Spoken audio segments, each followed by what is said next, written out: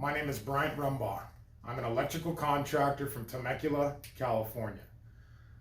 With this video, my intention is to offer a possible plan of action to each and every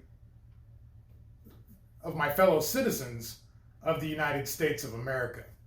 Okay? Because your voice deserves to be heard. Your questions deserve to be answered. Okay? Your interests deserve to be logged. Okay?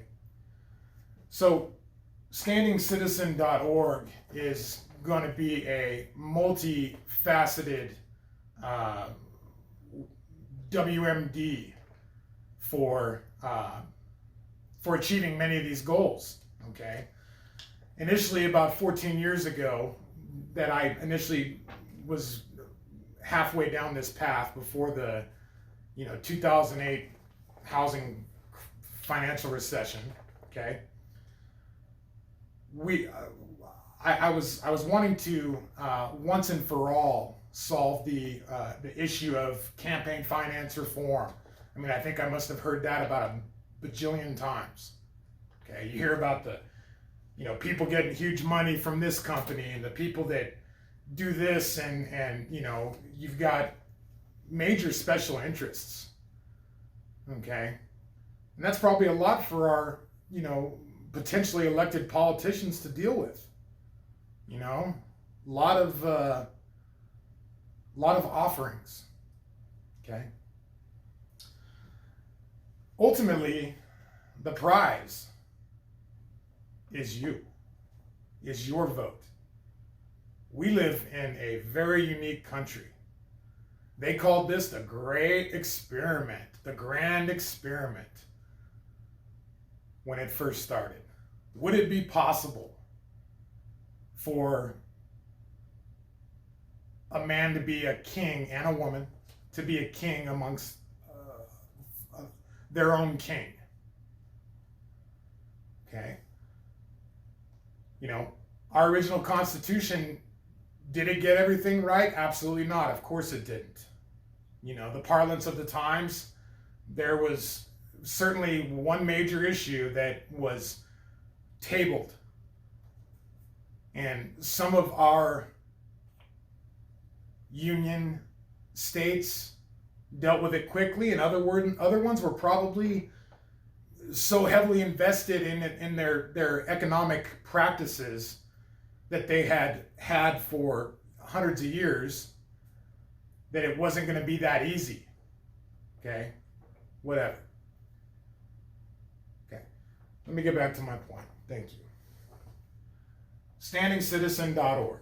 Okay, campaign finance reform. You are the prize. We get that. Okay. 2012, in 2012, the election, there was 235 million registered voters, and yet we only had around 120 million that actually chose to stand up and partake in the system. Okay, so what I did is I just grabbed a couple little things here. Okay, this is from something called The Conversation, and it was written by Andrew Joseph Pagoda, and he says he asked people why they don't vote, and this is what they told him. Voter suppression. That's not a good thing. Personal choice.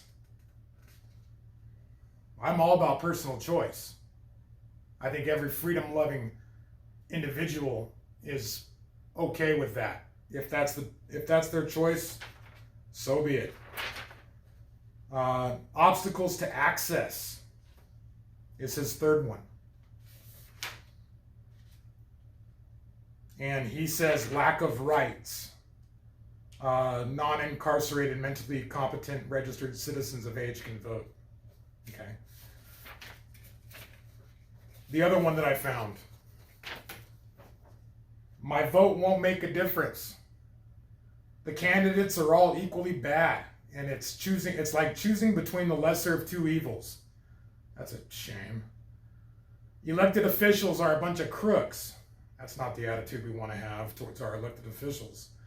Elected officials don't level with the people. All I want is a straight answer from a politician. I agree in straight answers. Money rules politics today. The government is run by a few big, powerful, special interests that set the agenda for Congress. There's really no point in the rest of us getting involved. It's kind of depressing. Why should I learn about Congress and follow what they do? Congress doesn't affect my life. Yes, it does. I can assure you that our government affects our lives. Okay? All throughout history, that's been proven. Okay? So we want you involved. We don't want that. Congress does affect your life. I vote for people who I believe will make this world a better place for my children, but it seems once they get elected, they can't see past the next election. They don't think long term. That's a problem with accountability. Who holds the keys to the accountability? Guess what, guys? It's you, and it's me. You give somebody an inch, they'll take a mile. Okay? I had high hopes for our new senator. She had strong values and knew why she was going to Washington. Then she gets into Congress and starts compromising. She sold us out. Well, I don't want to talk about that one because I take me a while probably. It's distressing how nasty political campaigns have become.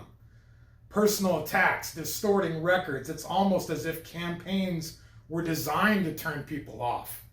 Wow, that one right there, that's a pretty profound statement in my book. Okay? Guess what, guys? We can fix that. Okay? There is too much pork barrel spending by Congress. They only want funding for an expensive road in their district that nobody needs. Okay, well, again, that's definitely one that can be dealt with. You know, for me personally, what I've heard in my life is people choose not to vote because they don't want jury duty. And, you know, so I guess maybe that should have been on the conversational list. And this one right here with the 14 that I read off was for the Vote for America Common Cause Education Fund. These are pretty much the first two that I read, or that I searched on the Googler. And this one is an article called "The Conversation," dated January 17th of 2020. So I'd recommend both of you guys seriously take a minute and read those. Look them up. Watch this video twice. Read them. Okay? So standingcitizen.org. Okay? What is it that we're going to do? Like I said earlier, you are the prize. Okay? You are the vote that a elected official needs to have the opportunity to be an elected official. Okay? So, pardon I'm sweating a little bit here. So, okay, so let's get into the nitty-gritty of it. Okay? So from your perspective, what standingcitizen.org is going to be, okay? It's going to be a web-based portal that you can go in and sign up to be a part of it, okay? And it's not going to matter what your previous or current or leanings politically on the the left to right scale, as you would put it. So standingcitizen.org. I'm going to try to get it going, okay?